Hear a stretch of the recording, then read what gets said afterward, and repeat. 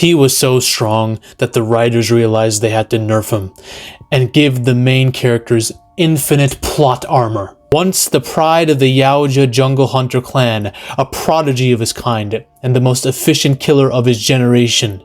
But then he was marked a bad blood and excommunicated. And the reason is terrifying. If you're new to this channel, I have a borderline unhealthy obsession with the Alien and Predator franchise. My subs know how much I love the series. The first Predator is iconic. It's one of my favorite movies of all time, and I will die on the hill that Predator 2 is the perfect sequel. It is the second best Predator movie, and it's not even close. Even though some people say one particular movie is close to it, it's not. But there is a film that came out in 2010, a follow-up to those first two movies, the third Predator movie, 2010's Predators. I rarely hear this movie get talked about when the Alien and Predator franchise is ever brought up. Now, is this movie underrated? Yes, a little bit. It's not perfect. Some people say might be the worst Predator movie in the franchise. I don't know how that opinion even exists when 2018's Predator, that dog water piece of garbage, exists. This is one of the worst movies to come out in the last 30 years.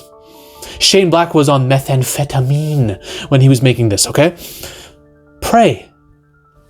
Is Prey the third best Predator movie technically? Some people say it's the best Predator movie. Those people are higher than I am.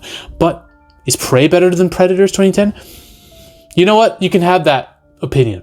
Objectively, you could tell me this is a better directed film and a better made film overall. You could say that. But there is an argument that 2010 for some people might be better. Okay, I'm not saying it's a better film objectively, but I'm just saying there's an argument. 2010's Predators is pure badassery. There's no fluff on this. It is pure badassery from start to finish. The problem is, what we're dealing with is a film that has mid characters.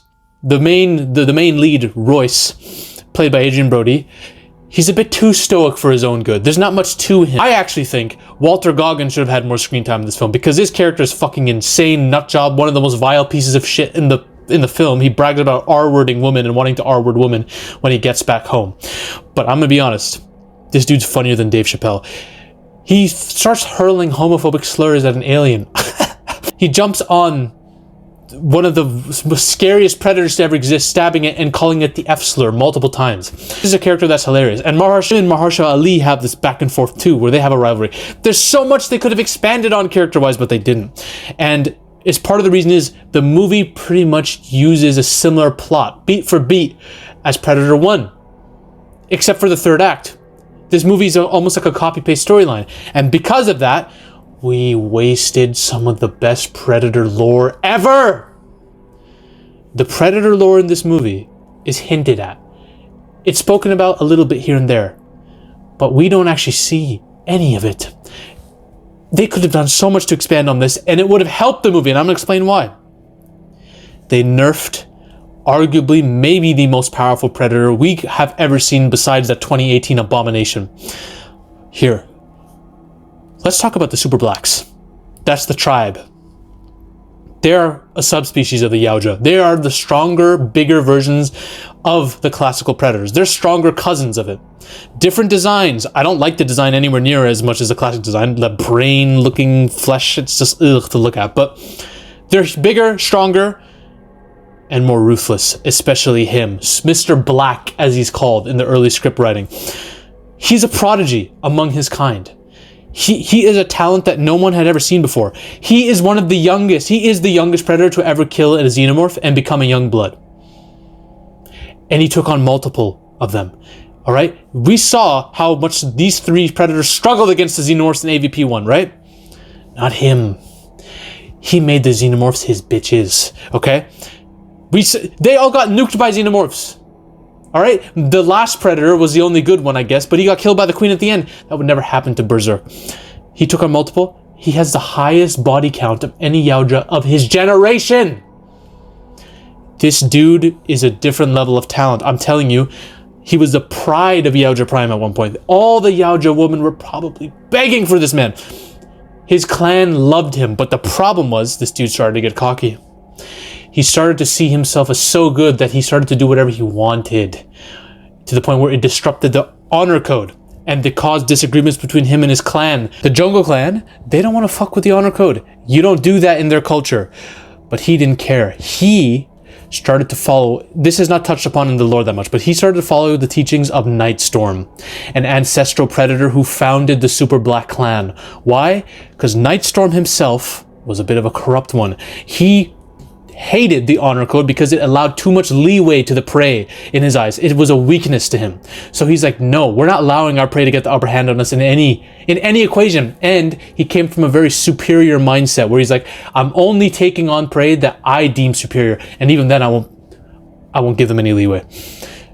He is known as the devil among the jungle tribe. Okay? The Jungle Clan hates them. He sees him as Shaitan, a demon, a devil who will influence the Yautja in a wrong way. He is Satan to them. So yes, that effectively makes Mr. Black a devil worshipper in the Yautja lore. His story plays out like Revenge of the Sith, where he turns to the dark side. He's like Anakin Skywalker, who's starting to not trust his Jedi Council because he feels they're betraying him and they're not letting him live up to what he's supposed to be. But his turn is a bit more admirable, right? He was trying to save his wife. This guy has a superiority complex. He thinks because he's so good, he believes he's beyond all these Yautja, therefore he doesn't have to follow their honor code. So he thinks Nightstorm's teachings are way more practical for him. In Nightstorm's teachings, the way the Super Blacks do it is they taunt their victims psychologically. They destroy them, and then they kill them without honor. They'll use every advantage at their disposal. It's a very, very intense psychopathic way of hunting. Mr. Black's basically the homelander of the Yautja species. And this follows the plot of Revenge of the Sith perfectly. He adhered to these teachings more than any honestly, he's more like Darth Sidious to Darth Plagueis than Anakin to Darth Sidious. He followed the teachings more than any other Super Black because the rest of the people in his trio that are hunting, Falconer, for example, he actually does have honor. He had a fight with the Yakuza with swords in a field, and he allowed the Yakuza member to get up every time he threw him down. He didn't use any other weaponry. He fought an honorable fight. This guy wouldn't care. Berserker would just use his cannon to shoot him. You could argue that would make Berserker less skilled because he uses an easy, convenient way to kill, but no. He has too much experience in his belt. He split from the Jungle Clan because he's like, you're cowards. Nothing you do works. The way I do things is why I'm superior as a hunter to you. So he joined the Super Blacks and became their clan leader because he was the one who adhered to the original Nightstorm teachings the most. He's the highest level of devil worshipper. So he created his trio of Super Blacks, and they were sent down to the Game Preserve planet as a punishment from the Jungle Clan because they're like, the Jungle Clan's like, yeah, all right, you want to do your stupid hunting, your cowardly, no honor code bullshit? Do it on this planet. You don't fuck with our territory, we don't fuck with yours. And this causes the major blood feud. I believe the blood feud, the main thing about it, besides the culture war, was the war for property, real estate, territory of hunting. So, with all that I just given you, how powerful is this man? Why did they have to nerf him so badly? He would solo all 3 predators in AVP1, alright? This is a guy who's bigger and stronger by natural genetics, and he's way more skilled and experienced. He was a fucking talent, a prodigy among his kind. His fights with the jungle hunters from Predator 1, 2, especially Predator 1, would be competitive, but I still think he'd win. Now, a lot of people are about to debate me on that point because of a very particular plot point. Here we go. How would he do against Prey? The Yautja from Prey would get cut in half within 2 minutes. Okay, I'm sorry. I don't take this dude seriously after what happened to him in Prey, alright? The upgrade Predator pretty much beats everyone because it's a fucking steroid-fueled abomination. We don't count him, alright? We don't fuck with him. The only one, if we're being fair, if all grounds are equal, the only one who can beat Super Black, Mr. Black, realistically, is Wolf. Because Wolf was able to fucking take on a Berdelian and multiple Xenomorphs. Wolf is experienced, he's a veteran, and he's just a Chad. He's a badass. That's it. Now, the movie itself, they do everything they can to make this man struggle when he wouldn't. The classical predator that's strung up on a tree, that's malnourished and starved, somehow makes this man struggle in the fight. Realistically, this fight would play out like Spinosaurus versus the T-Rex in Jurassic Park 3. My man, the classic predator, is getting his neck snapped within a minute or less. That's how realistically that would go. I'm sorry.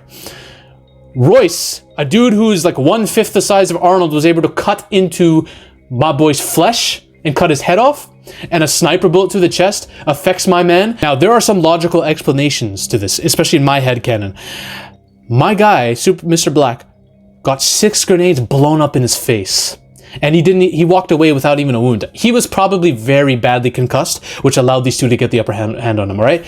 6 grenades. Remember, Arnold threw a spear and arrow grenades at the Predator in Predator 1, only like 3 of them, and it caused like a bad leg wound, right? He was still bleeding, but it didn't really fuck him up that much. This guy got like 7 grenades blown up point blank in his face and walked away without any blood. Insanity. Now, I don't think killing him off is necessarily a bad thing, but the writers don't realize what kind of predator they had on their hands, a devil-worshipping, powerful one. His arrogance is what led to his downfall, and that's the reason why he struggled and lost the fights that he did. But the fact that he doesn't care about honor, and the fact that he'll kill someone right away without giving them a chance, plus his natural skills and talents, all of that, realistically, would overshadow his arrogance and allow him to kill any of these people. They had a missed opportunity.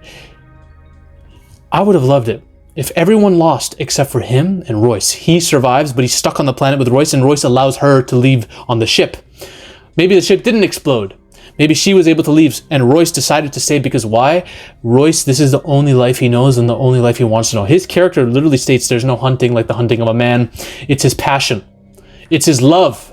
And what's more of a perfect enemy in a hunt than this dude, this motherfucker, bred for the hunt, who's a prodigy among his species to the point where he's an apex predator.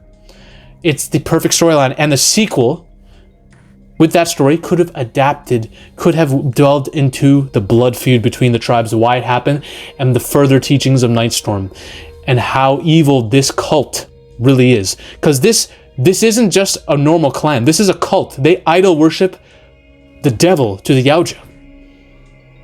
Do you know how awesome that storyline would be if you made a sequel about that? Just about the Bad Bloods and why they are Bad Bloods to begin with? No one thinks about this bullshit. I don't know how. He has overwhelming strength. Stronger than most Yautja. Skill. He has the most experience, most kill counts of his generation, and he was the first to kill a xenomorph. He has natural talent, skill, and an arsenal of weaponry, plus he doesn't give a fuck. You're the most scary predator, realistically, out of the ones we've seen. But they couldn't give it to him, alright? That's how they nerfed him. If you want to know my thoughts on the Badlands movie coming out and what they should do with that, because I do think that will deal with Bad Bloods as well, a specific tribe of Bad Bloods, watch my video here. Ladies and gentlemen, we are on a mission to take over Hollywood. If you want to suggest video topics to me, or talk about your favorite movie theories with like-minded individuals in a community geared towards changing storytelling itself, join the free Discord now. The link is in the description below and probably in the comment section too. Join the Discord now. We're taking over Hollywood one coke line at a time. See you on the other side.